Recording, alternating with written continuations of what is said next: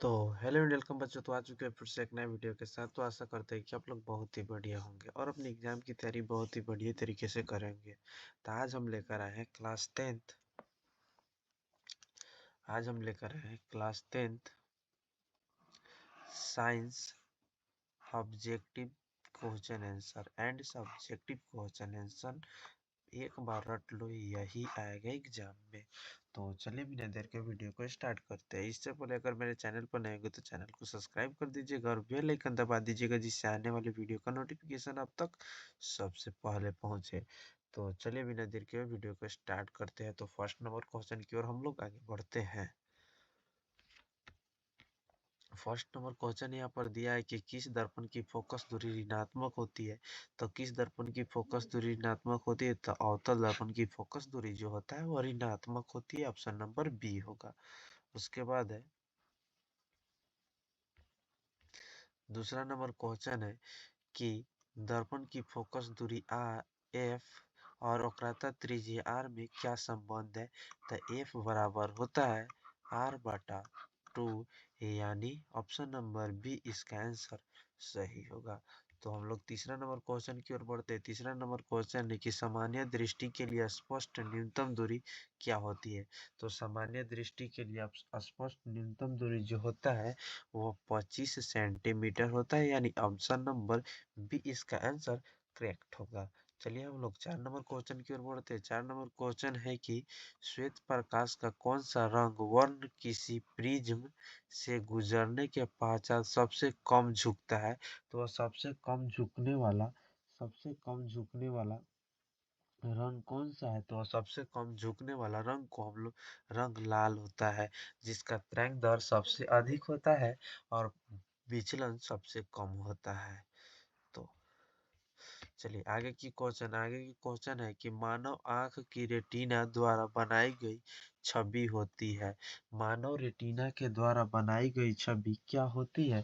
तो वास्तविक और उल्टा होती है। वो क्या होती है, वास्तविक और उल्टा होती है। मानव रेटिना द्वारा बनाई गई छवि क्या होती है, वास्तविक और उल्टा होती है। ऑप्शन नंबर बी इसका आंसर सही होगा। तो चलिए हम लोग आगे की क्वेश्चन करते हैं। आगे की क्वेश्चन है कि आकाश का रंग नीला प्रतीत होता है किसके कारण। तो आकाश का रंग नीला प्रतीत होता है किसके कारण। तो इसका आंसर होगा प्रकाश के परिकिरणन के कारण। आकाश का जो रंग होता है नीला प्रतीत होता है किसके कारण, प्रकाश के परिकिरणन के कारण। तो चलिए आगे की क्वेश्चन की ओर बढ़ते हैं। अगला क्वेश्चन है यहाँ पर कि किस दर्पण से वस्तु का प्रतिबिंब बड़ा बनता है। तो किस दर्पण से वस्तु का प्रतिबिंब बड़ा बनता है। तो इसका आंसर होगा क्या, किस दर्पण से वस्तु का प्रतिबिंब बड़ा बनता है। तो इसका आंसर होगा अवतल दर्पण से वस्तु का प्रतिबिंब जो होता है वह बड़ा बनता है। आगा आगे की क्वेश्चन है कि निम्नलिखित में कौन सा लेंस निकट दृष्टि दोष को ठीक करने के लिए उपयोग किया जाता है। निम्नलिखित में से कौन सा लेंस को निकट दृष्टि दोष को दूर करने के लिए किया जाता है। तो उस लेंस को हम लोग अवतल लेंस कहते हैं। उस लेंस को हम लोग क्या कहते हैं, अवतल लेंस कहते हैं। है कि क्वेश्चन निम्नलिखित में से कौन उपकरण विद्युत धारा की उपस्थिति को दर्शाता है। निम्नलिखित में से कौन सा उपकरण जो है वह विद्युत धारा की उपस्थिति को दर्शाता है, उसे हम लोग क्या कहते हैं, उसे हम लोग क्या कहते हैं। तो इसका आंसर क्या होगा, तो इसका आंसर होगा गैलेनोमीटर, जो कि ऑप्शन नंबर ए इसका आंसर सही होगा।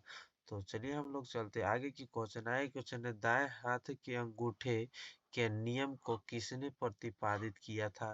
तो दाएं हाथ के अंगूठे को नियम को किसने प्रतिपादित किया था। तो इसका इंग्लिश होगा, इसका आंसर होगा मैक्सवेल। इसका आंसर क्या होगा, मैक्सवेल जो थे वो दाएं हाथ के अंगूठे के नियम को प्रतिपादित किया था। उसके बाद आगे की क्वेश्चन है कि विभवांतर का एसआई मात्रक क्या होता है। तो विभवांतर का एसआई मात्रक क्या होता है। तो विभवांतर का एसआई मात्रक जो होता है वह वोल्ट होता है। विभवांतर का एसआई मात्रक क्या होता है, वोल्ट होता है।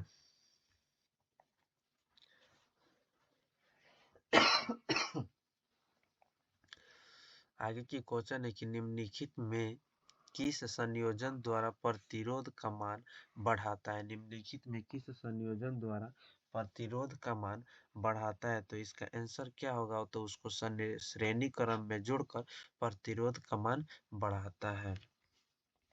आगे की क्वेश्चन है कि चुंबकीय बल रेखा की प्राकृतिक होती है। चुंबकीय बल रेखा की प्राकृतिक होती है। तो चुंबकीय बल रेखा की प्राकृतिक जो होती है वह काल्पनिक होती है। चुंबकीय बल रेखा की प्राकृतिक क्या होती है?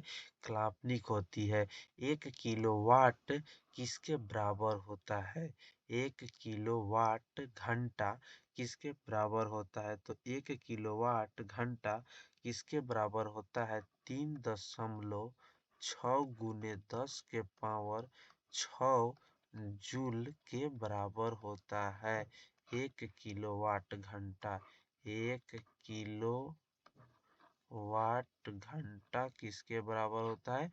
तो 3.6 × 10⁻⁶ जूल के बराबर होता है। तो आगे की क्वेश्चन की ओर हम लोग बढ़ते हैं। यहाँ पर दिया है कि नवीकरणीय ऊर्जा का स्रोत क्या होता है? तो नवीकरणीय ऊर्जा का स्रोत को हम लोग सौर ऊर्जा कहते हैं। ऑप्शन नंबर बी होगा। नवीकरणीय ऊर्जा के स्रोत को हम लोग सौर ऊर्जा कहते हैं। उसके बाद क्वेश्चन है आगे की क्वेश्चन की कौन सा लेंस अपसारी लेंस भी कहा जाता है? कौन सा लेंस को अपसारी लेंस कहते हैं? तो इसका आंसर होगा ऑप्शन नंबर ए, जो कि अवतल लेंस को हम लोग अपसारी लेंस कहते हैं। उसके बाद है कि प्रकाश का प्राथमिक वर्ण कौन सा होता है? तो प्रकाश का प्राथमिक वर्ण को हम लोग प्राथमिक वर्ण उपयुक्त सभी होता है, जो कि लाल, नीला, हरा, इनमें से सभी होता है। निम्नलिखित में से कौन सा नेत्र का रंगीन भाग होता है? रंगीन भाग होता है। निम्नलिखित में से कौन नेत्र का रंगीन भाग होता है? वो कि आइरिस होता है। वो क्या होता है? आइरिस होता है। वो क्या होता है? आइरिस होता है। वो क्या होता है? आइरिस होता है। 1 HP बराबर क्या होता है? तो 746 वाट होता है। 1 HP बराबर क्या होता है? 746 वाट होता है। उसके बाद क्वेश्चन है कि क्वेश्चन विशालक शीशा मैग्नीफाइंग ग्लास होता है। विशालक शीशा मैग्नीफाइंग ग्लास क्या होता है? वो अवतल लेंस होता है। ऑप्शन नंबर ए इसका आंसर सही होगा। उसके बाद है कि जब किसी चालक तार से विद्युत धारा प्रवाहित होती है तो गतिशील कण क्या होता है? जब किसी चालक तार से विद्युत धारा प्रवाहित होती है तो गतिशील कण क्या होता है? वो इलेक्ट्रॉन होता है। गतिशील कण क्या होता है? इलेक्ट्रॉन होता है। एम्पियर घंटा किसका मात्रक होता है? तो एम्पियर घंटा जो होता है वह आवेश का मात्रक होता है। वह किसका मात्रक होता है? आवेश का मात्रक होता है एम्पियर घंटा। निम्नलिखित में से कौन मात्रक वाट के बराबर होता है? 1 वाट बराबर क्या होता है? तो 1 वाट बराबर 1 जूल प्रति सेकेंड होता है। 1 वाट बराबर क्या होता है? 1 जूल प्रति सेकेंड होता है। Option number A. विद्युत धारा का मात्रक क्या होता है? तो विद्युत धारा की मात्रक एम्पियर होता है, जिसे हम लोग ए और आई से सूचित करते हैं। ग्लोबल वार्मिंग के उत्तरदायी गैस कौन से होते हैं? तो ग्लोबल वार्मिंग के उत्तरदायी गैस कौन से होते हैं? तो वो CO2 होते हैं। ऑप्शन नंबर सी इसका आंसर सही होगा। शरीर में भोजन का पचना किस प्रकार की अभिक्रिया है? इसका आंसर क्या होगा? शरीर में भोजन का पचना या उपचयन अभिक्रिया, या कौन सी अभिक्रिया है? उपचयन अभिक्रिया है। काली कली चूना पर जब जल डाला जाता है तब अभिक्रिया क्या होती है? कली चूना पर जब जल डाला जाता है तो उससे ऊष्मा निकलते है, इसीलिए उसको ऊष्माक्षेपी अभिक्रिया कहते हैं। आगे की क्वेश्चन है कि निम्नलिखित में कौन सबसे अधिक अभिक्रियाशील होता है? निम्नलिखित में सबसे कौन अधिक क्रियाशील होता है? तो निम्नलिखित में कौन सबसे अधिक क्रियाशील होता है? जो कि कॉपर होता है क्रियाशील संयोजन में। चूना जल का रासायनिक सूत्र क्या होता है? तो चूना जल का रासायनिक सूत्र जो कि D नंबर CaOH के होल 2 होता है, यानी कैल्शियम हाइड्रोक्साइड होता है। कोई विलयन लाल लिटमस पत्र को नीला कर देता है तो उसका पीएच मान क्या होगा? जो कोई विलयन लाल लिटमस पत्र को नीला कर देता है तो उसका पीएच मान क्या होगा? जो कि लाल लिटमस पत्र को कौन नीला कर देता है तो इसका पीएच मान क्या होगा? 11 और 10 दोनों होगा, जो कि अम्ल का पीएच मान क्या होता है? का अम्ल का पीएच मान 7 से अधिक होता है। 7 से अधिक होता है। अम्ल का पीएच मान क्या होता है? 7 से अधिक होता है, इसीलिए ए और बी दोनों इसका आंसर होगा। तो चलिए आगे की क्वेश्चन की ओर हम बढ़ते हैं। दिया है कि एल्काइन में कार्बन कार्बन के बीच कितने संयोजक बंधन होते हैं? यानी एल्काइन में कार्बन कार्बन के बीच कितने बंधन होते हैं? तो ट्रिपल बाउंड होते हैं। यानी कौन से बंधन होते हैं? ट्रिपल बाउंड होते हैं। कथी में? एल्काइन में। कौन से में? एल्काइन में ट्रिपल बाउंड होते हैं। एल्काइन में ट्रिपल बाउंड होते हैं और एल,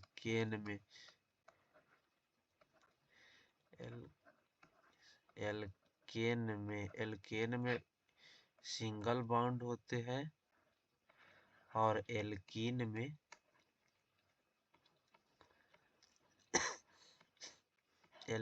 में डबल बाउंड होता है। तो चलिए आगे की क्वेश्चन को हम बढ़ते हैं। आगे क्वेश्चन है कि ग्लूकोज का आणविक सूत्र क्या होता है? तो ग्लूकोज का C6H12O6 होता है। ऑप्शन नंबर ए इसका आंसर सही होगा। उच्च वाष्पीय अम्लों को सोडियम लवण कहलाते हैं। उच्च वाष्पीय अम्लों को सोडियम लवण कहते हैं, तो इसका आंसर क्या होगा? साबुन होगा। Option number A. उसके बाद दिया है कि CHO अभिक्रियाशील मूलक को क्या कहते हैं? इसे हम लोग क्या कहते हैं? तो अल्डिहाइड कहते हैं। ऑप्शन नंबर ए होगा, जो कि सिंगल बाउंड CHO कौन से क्रियाशील मूलक है? तो अल्डिहाइड का क्रियाशील मूलक है। आवर्त सारणी के किसी आवर्त में बाएं से दाएं जाने पर तत्व की परमाणु त्रिज्या क्या होती है? तो तत्व की परमाणु त्रिज्या क्या होती है? घटती है। तत्व की परमाणु त्रिज्या क्या होती है? घटती है। निम्नलिखित तत्व को उनके धातुओं गुण के अनुसार बढ़ते क्रम में सजाए। गुण के अनुसार बढ़ते क्रम में सजाए, तो इसका क्या होगा? जैसे दिया है lithium oxygen carbon beryllium fluorine, तो इसके गुण के अनुसार इसे बढ़ते क्रम में सजाए तो सबसे पहले लिथियम, लिथियम के बाद क्या आ जाएगा? लिथियम के बाद आ जाएगा हम लोग का बेरिलियम, बेरिलियम के बाद आ जाएगा कार्बन, कार्बन के बाद आ जाएगा हम लोग का ऑक्सीजन, ऑक्सीजन के बाद आ जाएगा फ्लोरीन। क्योंकि सबसे छोटा क्या होता है? लिथियम, लिथियम उससे बड़ा होता है बेरिलियम, बेरिलियम से बड़ा कार्बन, कार्बन से बड़ा ऑक्सीजन, ऑक्सीजन से बड़ा फ्लोरीन होता है। ऑप्शन नंबर हम लोग का बी इसका आंसर सही होगा। तो चलिए आगे की क्वेश्चन, सिलिकॉन क्या है? सिलिकॉन एक क्या है? तो सिलिकॉन एक होता है उपधातु होता है, यानी ऑप्शन नंबर सी इसका आंसर सही होगा।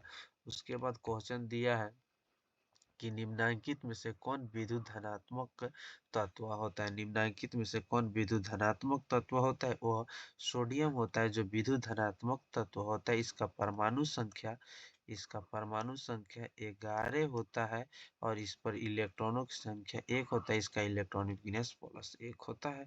उसके बाद टिहरी बांध का निर्माण किस देश में किया गया था? टिहरी बांध का निर्माण जो था वह उत्तराखंड में किया गया था। टिहरी बांध का निर्माण किस में किया गया था? उत्तराखंड में। निम्नलिखित में से किस धातु को किरोसिन में डुबाकर रखा जाता है? तो सोडियम धातु को किरोसिन में डुबाकर रखा जाता है। और अपमर्जक से बनाए जाते हैं। अपमर्जक से क्या बनाए जाते हैं? इसका आंसर क्या होगा? तो अपमर्जक से क्या बनाए जाते हैं? अपमर्जक से उपयुक्त सभी Surf Excel, shampoo, easy Surf उपयुक्त सभी बनाए जाते हैं। इसमें से क्या बनाए जाते हैं? उपयुक्त सभी। ऑप्शन नंबर डी आंसर हो जाएगा। सौर सेल में किसका उपयोग होता है? तो सौर सेल में किसका उपयोग होता है? तो इसका आंसर होगा सिलिकॉन का उपयोग होता है। Option number B. निम्नलिखित में से किसका उपयोग खाना बनाने वाले ईंधन में किया जाता है? तो एलपीजी, एलपीजी का उपयोग किया जाता है। कौन से का उपयोग? सीएनजी गैस का भी उपयोग किया जाता है। सीएनजी गैस का खाना बनाने के रूप में इसका उपयोग किया जाता है, सीएनजी गैस का। 2Cu प्लस O2 बराबर 2Cu है। ये कौन सा अभिक्रिया है? तो यह कौन सा अभिक्रिया? ऑक्सीकरण अभिक्रिया। कौन सा अभिक्रिया? ऑक्सीकरण। निम्नलिखित में से कौन समीकरण संतुलित है? तो संतुलित समीकरण को हम लोग देखते हैं। संतुलित समीकरण कौन से है? तो इनमें संतुलित समीकरण देख लीजिए यहाँ पर 3 दूना 6 NO वो 6 होता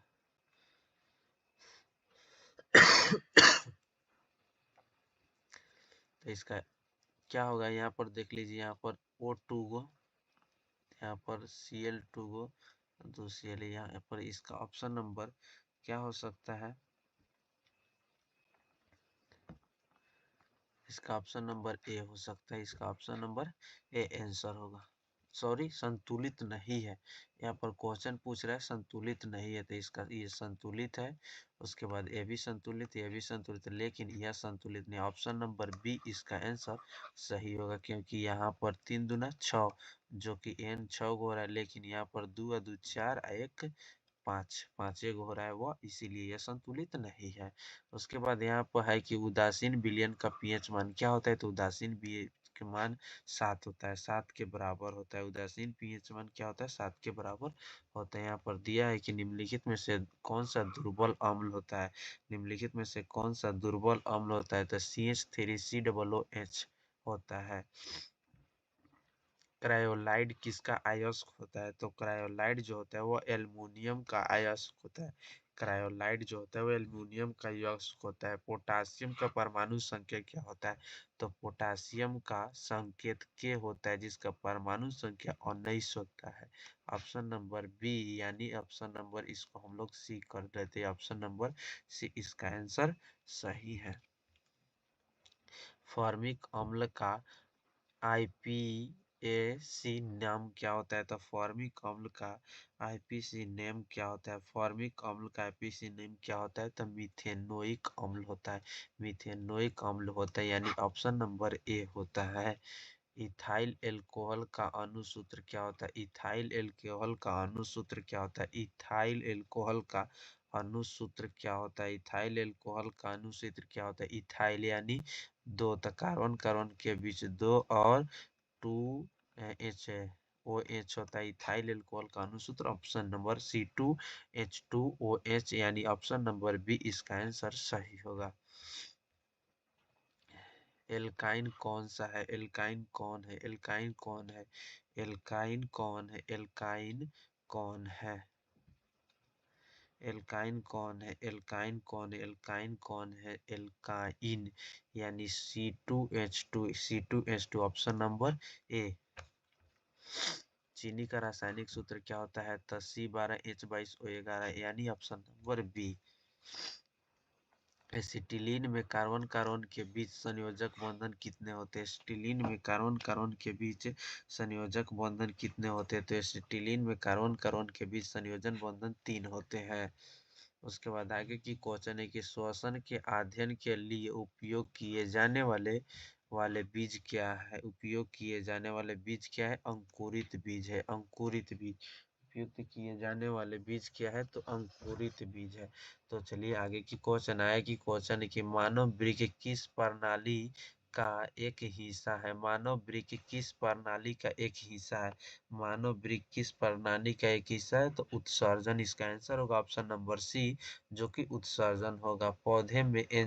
पौधों में जाइलम, जाइलम निम्नलिखित में से किसके परिवहन के लिए जिम्मेदार होते हैं? पौधे में जाइलम किसके परिवहन के लिए जिम्मेदार होती है? जो कि पानी के लिए जिम्मेदार होते हैं।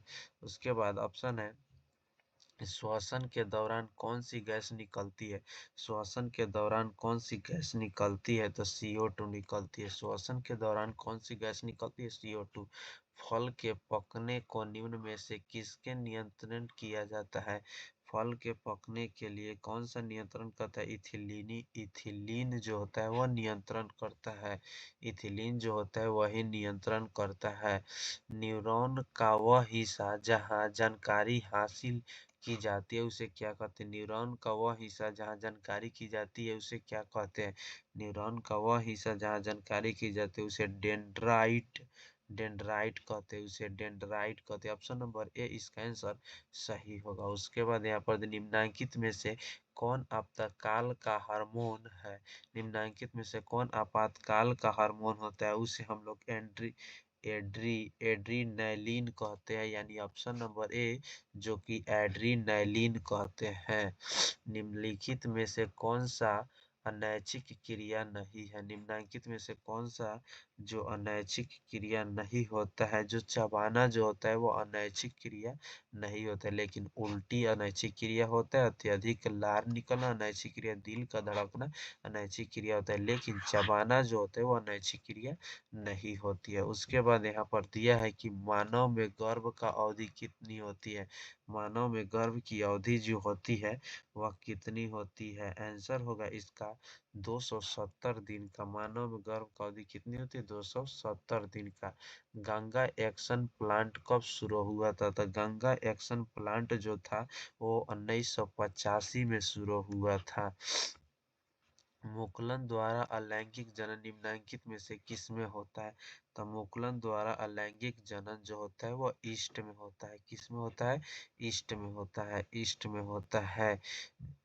निम्नलिखित में से कौन सी बीमारी श्वसन तंत्र से संबंधित है? निम्नलिखित में से कौन सी बीमारी श्वसन तंत्र से संबंधित है? तो इसका आंसर होगा जो कि टीबी है, जो श्वसन तंत्र से संबंधित है।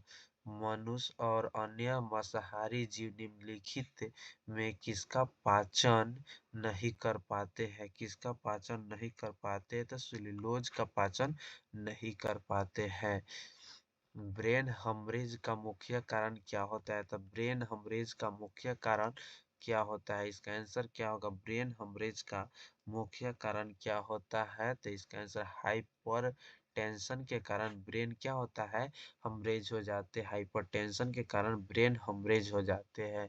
निम्नलिखित में से परजीवी पादप का उदाहरण क्या है? निम्नलिखित में से परजीवी पादप का उदाहरण क्या है? तो इसका आंसर क्या होगा? निम्नलिखित में से परजीवी पादप का उदाहरण क्या है? तो इसका आंसर होगा क्या होगा? तो इसका आंसर होगा कास्कुट्टा जो होता है वो परजीवी पादप का उदाहरण होता है। हृदय से रक्त को संपूर्ण शरीर में पंप किया जाता है उसे क्या कहते हैं? उसे क्या कहते हैं? उसे क्या कहते हैं? तो ऑप्शन नंबर सी जो कि अलिंदो द्वारा पंप किया जाता है। हाइड्रा में अलैंगिक जनन किसके द्वारा होता है? तो हाइड्रा में जो अलैंगिक जनन जो होता है मुकुलन के द्वारा होती है। ऑप्शन नंबर ए इसका आंसर सही होगा। जनन संचारित रोग क्या है? जनन संचारित रोग इनमें से सभी होते हैं, जो सिफिलिस और एड्स गोनोरिया जो इनमें से सभी होगा। इसका आंसर ऑप्शन नंबर डी होगा जो कि जनन संचारित रोग होता है। 73 है कि पुष्प का सबसे बाहरी भाग को क्या कहते हैं? पुष्प के सबसे बाहरी भाग को हम लोग बाह्यदल कहते हैं। ऑप्शन नंबर ए होगा। ब्लड ब्लड समूह ए में कौन सा एंटीबॉडी होता है? एंटीबॉडी होता है जो कि बी जो होता है ब्लड ग्रुप जो एंटीबॉडी होता है। अ, उसके बाद क्वेश्चन है कि रक्त में ग्लूकोज की मात्रा निम्नलिखित में से कौन नहीं नियंत्रित करता है? कौन नियंत्रित नहीं करता है? तो इंसुलिन जो होता है वह नियंत्रित नहीं करता, यानी ऑप्शन नंबर ए होगा। पादप वृद्धि हार्मोन कौन सा होता है? तो पादप वृद्धि हार्मोन को हम लोग क्या कहते हैं? जबरेलिन कहते हैं, जिबरीलिन कहते हैं। ऑप्शन नंबर ए इसका आंसर होगा। हार्मोन का स्राविता वित्त होता है। हार्मोन कहाँ स्रावित होता है? हार्मोन कहाँ स्रावित होता है? हार्मोन कहाँ स्रावित होता है? तो अंतःस्रावित ग्रंथि से हार्मोन क्या होता है? स्रावित होता है। अंतःस्रावित ग्रंथि से क्या होता है? हार्मोन स्रावित होता है, यानी ऑप्शन नंबर क्या आंसर हो जाएगा इसका? ऑप्शन नंबर ए आंसर हो जाएगा। 78 का मनुष्य के मुखी को गुहा में कितने जोड़े लार ग्रंथि पाए जाते हैं? तो मनुष्य के मुखिया गुहा में मनुष्य के मुखिया गुहा में कितने जोड़े लार ग्रंथि? तो 3 जोड़े लार ग्रंथि पाए जाते हैं। एंड्रोजियम क्या है? तो एंड्रोजियम क्या होता है? तो एंड्रोजियम मेल हार्मोन होते हैं। ऑप्शन नंबर ए होगा। 80 का आंसर क्या होगा? मटर को अपने प्रयोग के लिए किसने लाया था, चुना था? तो मेंडल ने मटर के प्रयोग के लिए चुना था। तो चलिए आगे की ओर हम लोग सब्जेक्टिव पढ़ते हैं। तो सब्जेक्टिव क्वेश्चन है कि हीरा का अपवर्तनांक 2.42 है, इस कथन का क्या अभिप्राय है? तो हीरा का अपवर्तनांक 2.42 है, इस कथन का अर्थ यह है कि वायु में प्रकाश की चाल तथा हीरे में प्रकाश की चाल की अनुपात को हम लोग 2.42 है। तो चलिए उसके बाद दूसरा क्वेश्चन है, किस लेंस की क्षमता 1 डायोप्टर है, इसे परिभाषित कीजिए। तो इसे कैसे परिभाषित करेंगे? तो देखिए यहाँ पर जब किसी लेंस की फोकस दूरी 1 मीटर होती है तो उस लेंस की क्षमता 1 डायोप्टर कहलाती है। इसको याद कर लीजिएगा, यही आएगा क्वेश्चन एग्जाम में। तो चलिए उसके बाद देखिए, नेत्र लेंस की समंजन क्षमता से आप क्या अभिप्राय था? नेत्र की वह क्षमता जिसके कारण वह अपनी फोकस दूरी को समायोजित करके निकट तथा दूर की वस्तु को फोकसित कर लेता है, समंजन क्षमता कहलाता है। तो चलिए आगे की वस्तु को देखते हैं। आगे की क्वेश्चन है यहाँ पर कि यह खाने का क्या तात्पर्य है कि दो बिंदुओं के बीच विभवांतर, यह कहने का, सॉरी यहाँ पर क्वेश्चन मिस्टेक हो गया है, यहाँ पर होगा कहने का। यह कहने कहने का क्या तात्पर्य है कि दो बिंदुओं के बीच का विभवांतर 1 वोल्ट है। तो जब 1 कूलम धन आवेश को एक बिंदु से दूसरे बिंदु तक ले जाने में 1 जूल कार्य करना पड़ता है तो इन दोनों बिंदुओं के बीच की विभवांतर को 1 वोल्ट कहा जाता है। तो चलिए आगे की क्वेश्चन 5 नंबर क्वेश्चन है कि विद्युत लैंप के तंतुओं के निर्माण में प्रायः एकमात्र टंगस्टन का ही उपयोग किया जाता है, क्यों? टंगस्टन का गलनांक बहुत ही अधिक होता है, इसलिए यह बिना गले तप्त होकर प्रकाश में उत्पन्न करता है। यही कारण है कि विद्युत लैंप के तंतुओं के निर्माण में एकमात्र टंगस्टन का उपयोग किया जाता है। 6 नंबर क्वेश्चन है कि जीवाश्म ईंधन की क्या हानियां है? जीवाश्म ईंधन से निम्नलिखित हानियां है। कम है कि पर्यावरण प्रदूषित होता है, कम है अम्लीय वर्षा की संभावना बढ़ जाती है, और कम में ग्लोबल वार्मिंग की समस्या उत्पन्न हो जाती है। इसको आप लोग लिख लीजिएगा।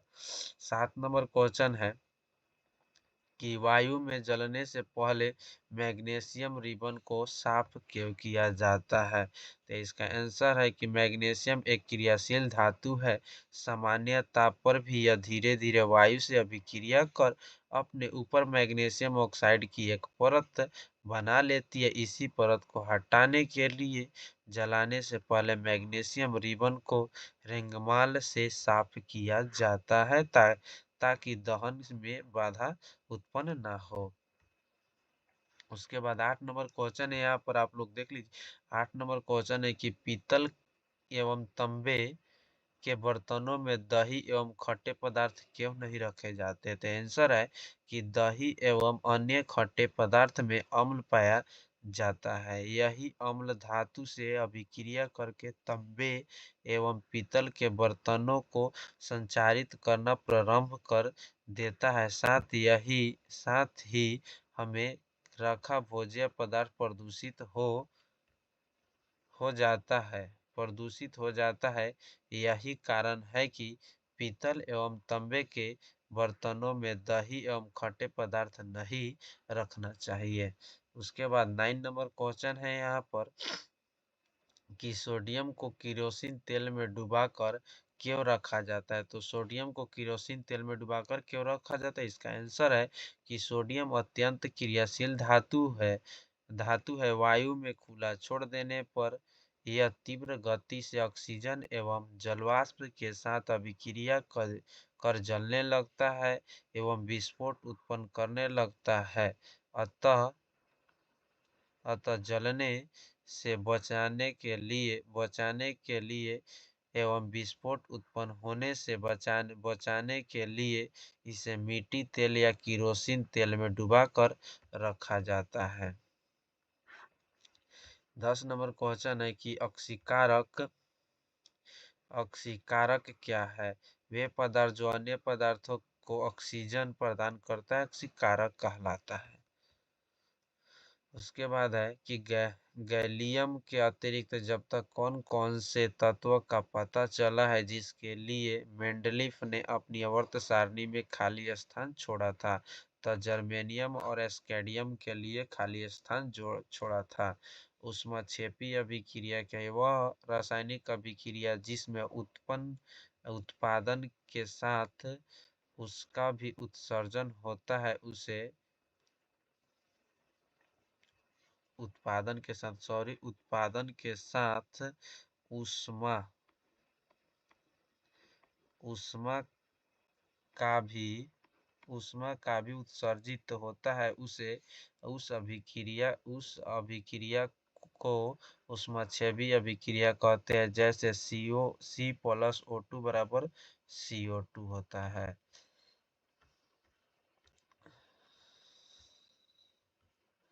13 नंबर क्वेश्चन यहाँ पर है कि जीवन के अनुरक्षण के लिए आप किन परिक्रमों को आवश्यक मानते हैं?